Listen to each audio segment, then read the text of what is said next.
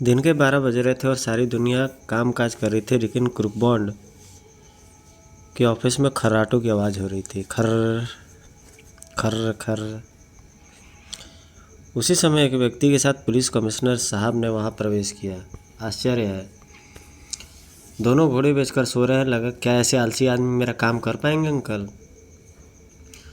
तुम इनके सोने पर मत जाओ अजय, बड़े करामाती इंसान हैं दोनों। अगर मुझे यकीन नहीं होता कि ये दोनों तुम्हारे पिता का पता लगा लेंगे तो मैं तुम्हें यहाँ हैरत अंगेज न लाता। कमिश्नर साहब बेंच के पास पहुंचे और खटाक। क्या हुआ?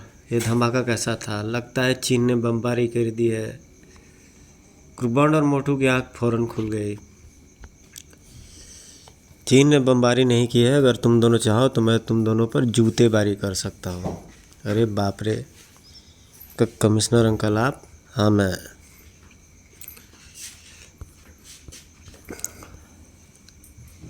अबे मोटू के बच्चे, कुर्सी छोड़, बैठने दे अंकल को।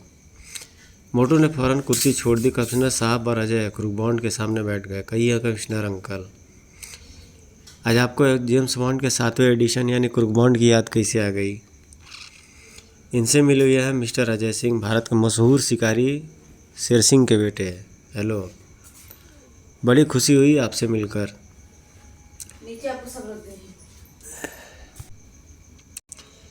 लेकिन बात क्या है अंकल, इन्हें सिर्फ मेरे दर्शन कराने के लिए लाए हो?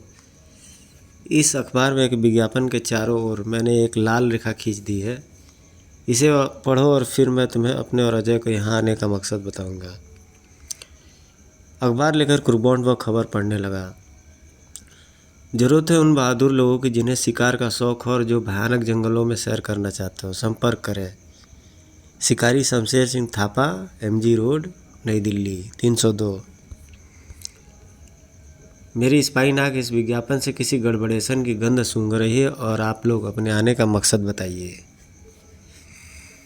मिस्टर कुर्बान, 2 माह पहले मेरे पिता शमशेर थापा और रॉबर्ट वैली के साथ अफ्रीका के जंगलों में शिकार पर गए थे। और आपकी जानकारी के लिए बता दूं, मेरे पिता शेर सिंह, मिस्टर थापा और मिस्टर वैली आपस में गहरे दोस्त थे। 10 दिन पहले मिस्टर थापा हमारे घर आए और मुझसे बोले, अजय तुम्हारे पिता जंगल में आदमखोर जंगलियों के हाथ में मारे गए। क्योंकि थापा अंकल पिताजी के गहरे दोस्त थे, इसलिए मैंने और घर के अन्य सदस्यों ने उनकी बात का यकीन कर लिया और रो पीट कर चुप हो गए। लेकिन आज अखबार में छपे इस विज्ञापन को पढ़कर मुझे शक हो रहा है कि थापा अंकल ने मुझसे झूठ बोला है। आप खुद ही सोचिए कि जिस आदमी का दोस्त अभी कुछ दिन पहले आदमखोर जंगलियों के हाथ मारा गया हो,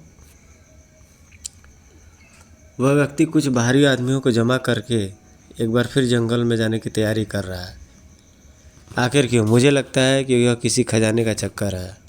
मिस्टर थापा और बैली ने इसी चक्कर में मेरे पिताजी को कहीं कैद कर दिया या फिर खुद उनकी हत्या कर दी है।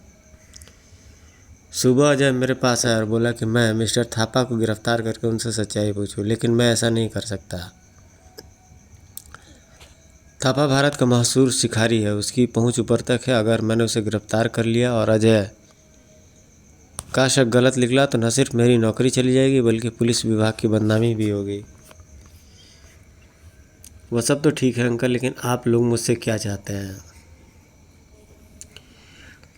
मैं चाहता हूं कि तुम थापा की शिकार पार्टी में को शामिल हो जाओ और असलियत का पता लगाने की कोशिश करो।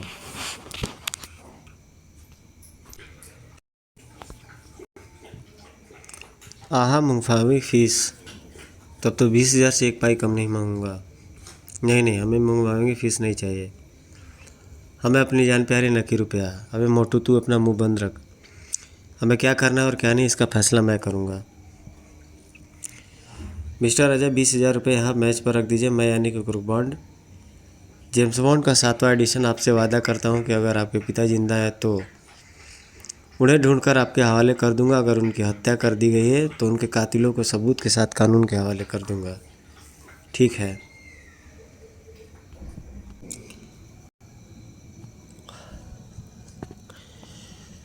मैं यानी कि क्रूक जेम्स बॉन्ड का 7वां एडिशन आपसे वादा करता हूँ कि अगर आपके पिता जिंदा तो उन्हें ढूंढकर आपके हवाले कर दूंगा। अगर उनकी हत्या कर दी गई तो उनके कातिलों को सबूत के साथ कानून के हवाले कर दूंगा। ठीक है।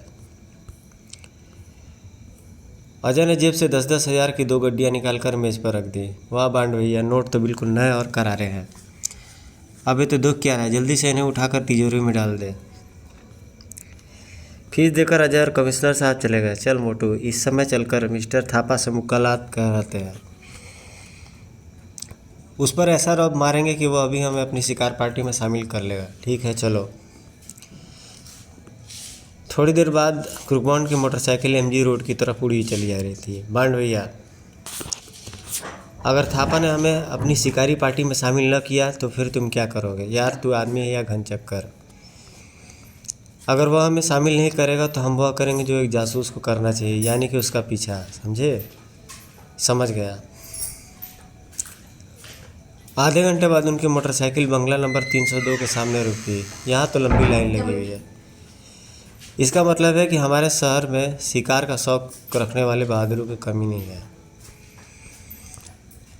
गाड़ी भीतर खड़ी करने के बाद क्रूकबॉन्ड और मोती भी उस लाइन में जाकर खड़े हो गए।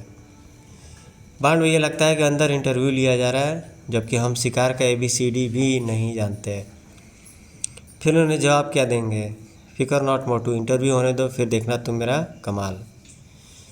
2 घंटे बाद उनका नंबर है। एक व्यक्ति ने उन्हें शमशेर थापा के पास पहुंचा दिया। क्या नाम है तुम दोनों का और क्या काम करते हो? कमाल है, आप शिकारी होकर हमारा नाम पूछ रहे हैं, यानी आप हमें नहीं पहचानते। हम खानदानी शिकारी हैं। दुनिया मुझे शिकारी अनोखे लाल के नाम से पहचानती है और बंदे को शिकारी मोटू लाल कहते हैं। तो यहाँ पर क्रूकबॉन्ड अपनी बातचीत कर लेता है उनसे और अगला व्यक्ति उनसे उनके बारे में इंक्वायरी करता है कि किन किन जंगलों में आप लोगों ने शिकार किया हुआ है।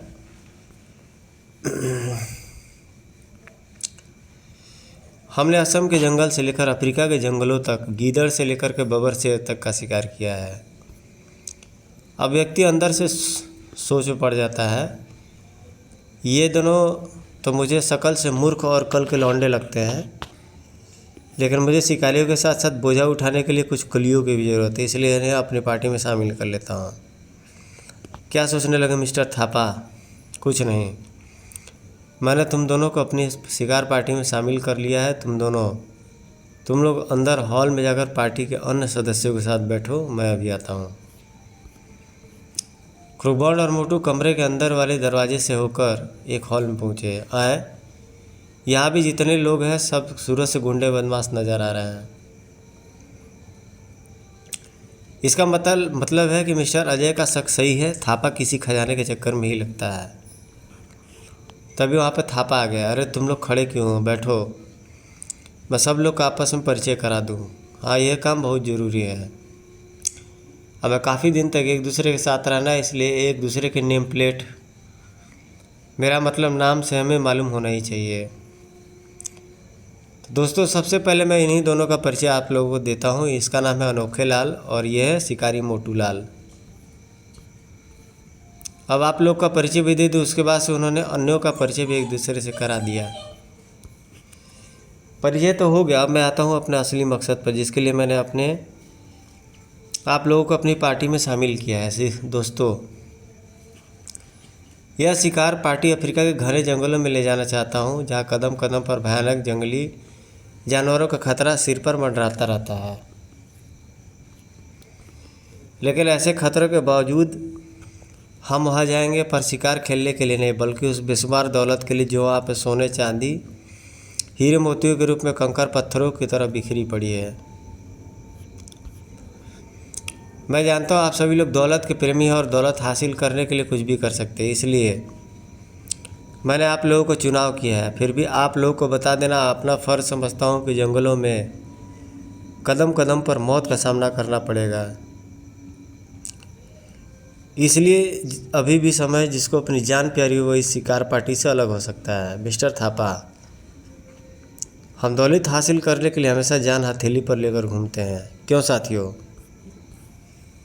हाँ मिस्टर थापा, हमें अपनी जान की परवाह नहीं है। दौलत हासिल करने के लिए हम कुछ भी कर सकते हैं, मौत से भी टकरा सकते हैं। गुड मिस्टर थापा, ये सही है कि अफ्रीका के जंगलों में दौलत बिखरी पड़ी है, लेकिन उस दौलत तक पहुंचना और उसे हासिल करना आसान काम नहीं है। अगर ऐसा होता तो हर शिकारी अरबपति बन गया होता।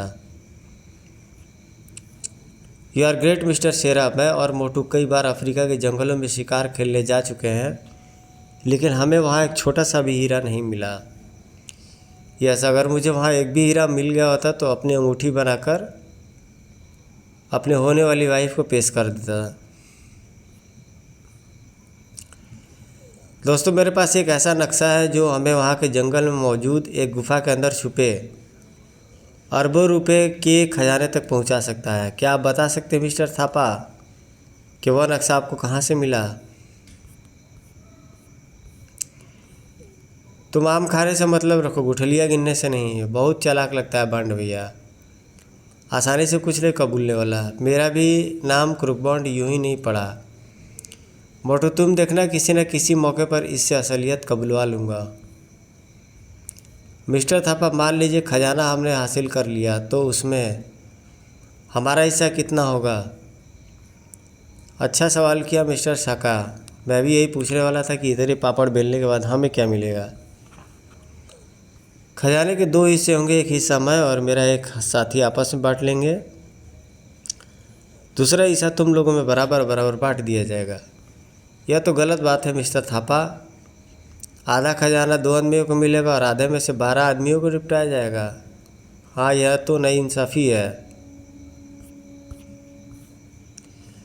कोई नाइंसाफ़ी नहीं है। खजाना पाने के लिए हमने अपनी जान पर खेलकर नक्शा प्राप्त किया है, और फिर हम इस अभियान पर आने वाले का खर्चा भी तो बर्दाश्त कर रहे हैं।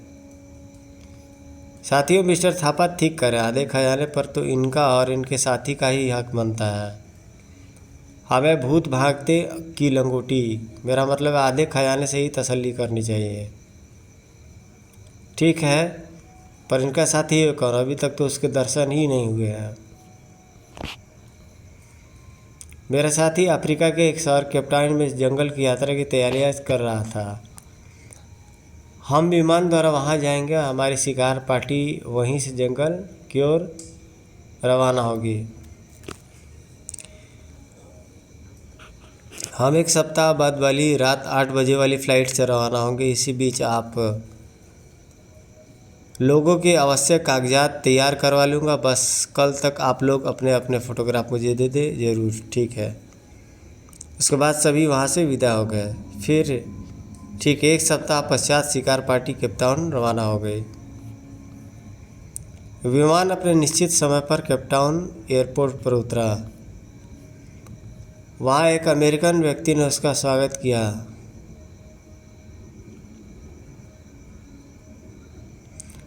वेलकम थापा। आपने जमा करने और यहाँ तक आने में कोई परेशानी तो नहीं हुई? कोई परेशानी नहीं हुई, तुम अपनी सुनाओ। मैंने यात्रा की सारी तैयारियां पूरी कर ली है, और 14 राइफलें, 2 मशीन गने, हाथगोले, 1 महीने के लिए खाने पीने का सामान और यात्रा में काम आने वाला ये अन्य सभी जरूरी चीज़ें जमा कर ली हैं। दोस्तों, मैं इस लोगों से इनका परिचय तो कराने भूल गया था। यह है मेरे मिस्टर रॉबर्ट वेली, इस अभियान के कमांडर भी यही हैं। जंगल यात्रा के दौरान आप लोगों का इनका हर आदेश मानना होगा। उसके बाद थापा ने वैली को उन सबका परिचय भी दे दिया। कस्टम से निपटकर सब लोग एयरपोर्ट से बाहर आ गए। आप लोग सब इस वैन में बैठ जाइए। कुछ ही पल बाद स्टेशन वैगन के बाहर खड़ी हुई। ओह,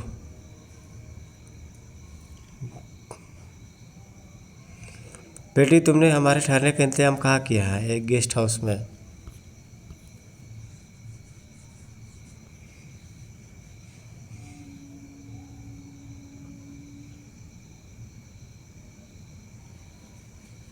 पूरे दिन और रात जमकर सबने मेहनत किया। दूसरे, ये गाड़ियाँ तो अंदर जा ही नहीं पाएंगे, फिर आगे सफ़र हम कैसे तय करेंगे? फिलहाल मत कीजिए। ओके,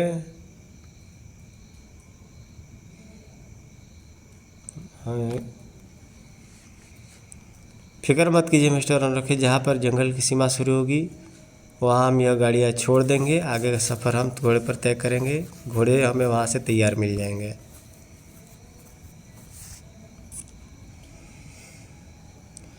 तो मित्रों, यहाँ तक की कहानी आपको कैसे लगी, आगे की हम कहानी कल आपको अपलोड कर लेंगे। मिलते हैं नेक्स्ट वीडियो में। Till then take care, good bye, जय हिंद।